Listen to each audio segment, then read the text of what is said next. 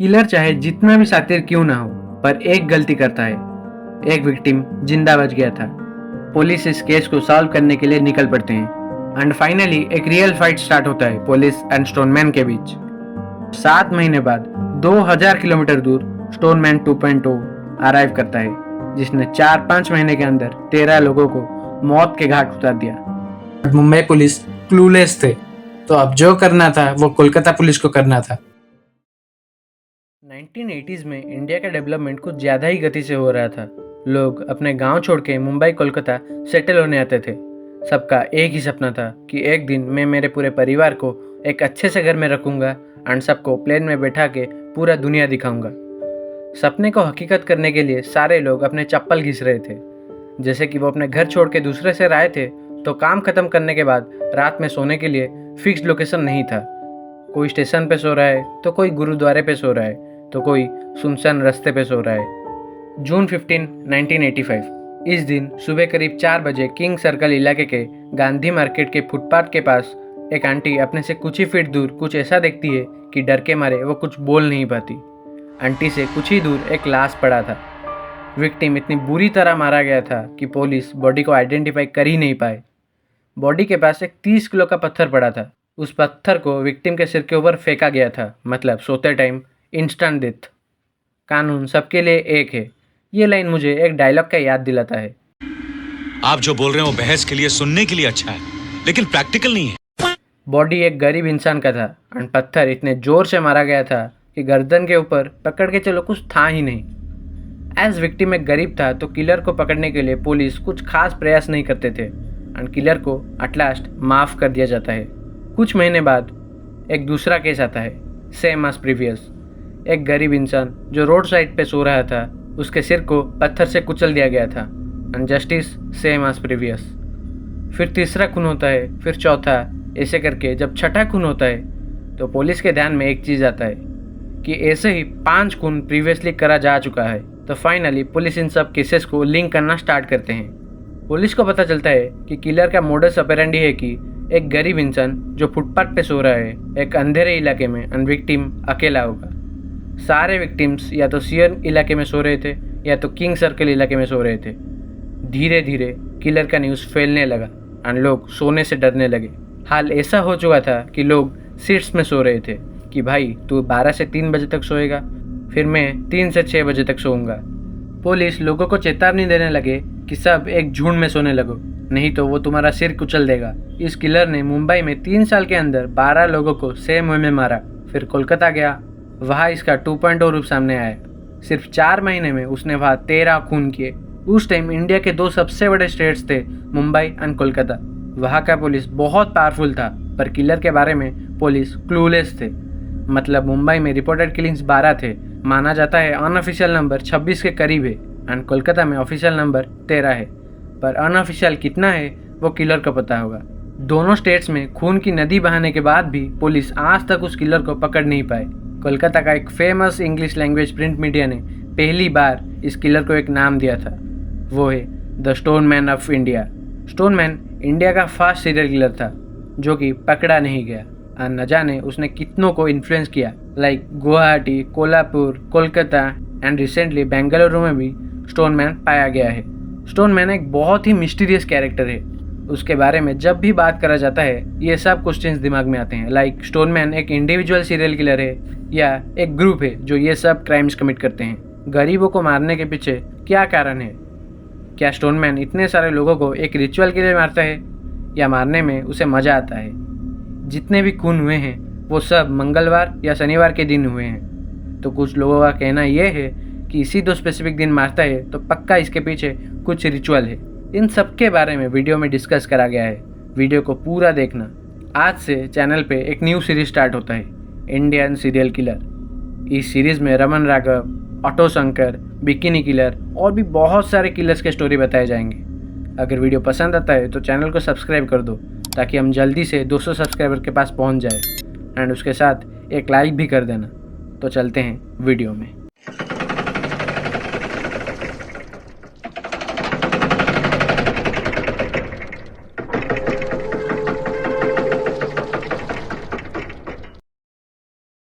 जून 15, 1985 सुबह सुबह जब लोग ऑफिस जाने के लिए घर से निकल रहे थे तो वो देखते हैं गांधी मार्केट के पास एक भीड़ जमा था एंड वहाँ पुलिस भी खड़े थे।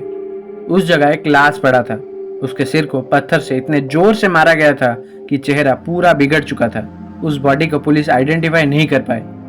जब दूसरा खून होता है, पुलिस पहले केस के बारे में भूल चुके थे, तो दोनों केसेस के बीच लिंक जुड़ नहीं पाए। तीसरे का भी वही हाल था और चौथे और पांचवा का भी वही। खून हर 2-3 महीने के इंटरवल में होते थे, तो पुलिस पिछले केस को भूल जाते थे। आज हाई रेटेड लोग इस केस में शामिल नहीं थे, तो केस कुछ ही दिनों में शांत हो जाता था।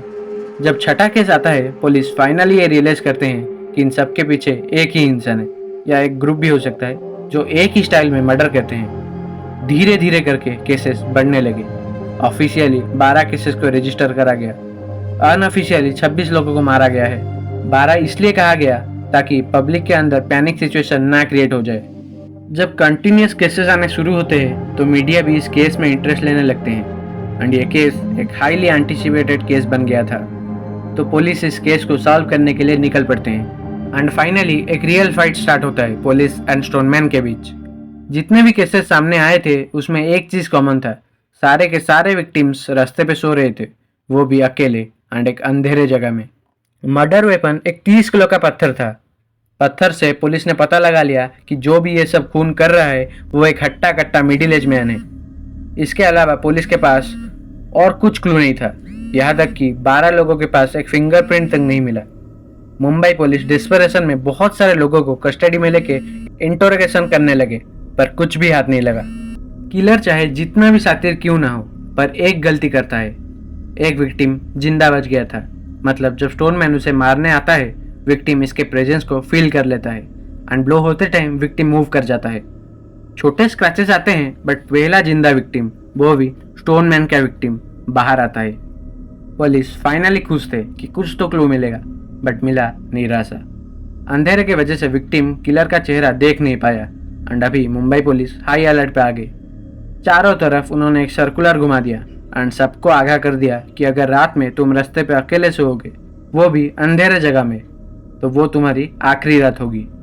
सब लोग झुंड में सोने लगे and for the first time 3 सालों में किलर ने 6 महीने तक किसी को नहीं मारा। लोगों में जो अफरा तफरी मची थी वो धीरे धीरे कम होने लगी and finally Mumbai normal condition में आ गया। लास्ट किल 1988 दिसंबर में हुआ था एंड तब से लेके जून 3, 1989 तक इंडिया में स्टोनमैन का कोई न्यूज़ नहीं आता। पर 7 महीने बाद 2000 किलोमीटर दूर स्टोनमैन 2.0 अराइव करता है, जिसने 4-5 महीने के अंदर 13 लोगों को मौत के घाट उतार दिया। क्या जो किलर मुंबई में तबाही मचा रहा था वही किलर कोलकाता आ चुका था, या ये कोई दूसरा बंदा था? बिकॉज उस टाइम मतलब 1989 के वक्त इंडिया में टीवी रेवोल्यूशन आया था एंड हर किसी के घर में एक नया टीवी रखा जा रहा था। एंड जब मुंबई में किलिंग स्पीक पर थे तब हर टाइम इसी न्यूज़ के बारे में बताया जा रहा था विथ डिटेल्स। तो जो भी साइको रहे होंगे वो नेक्स्ट स्टोनमैन बन गए होंगे।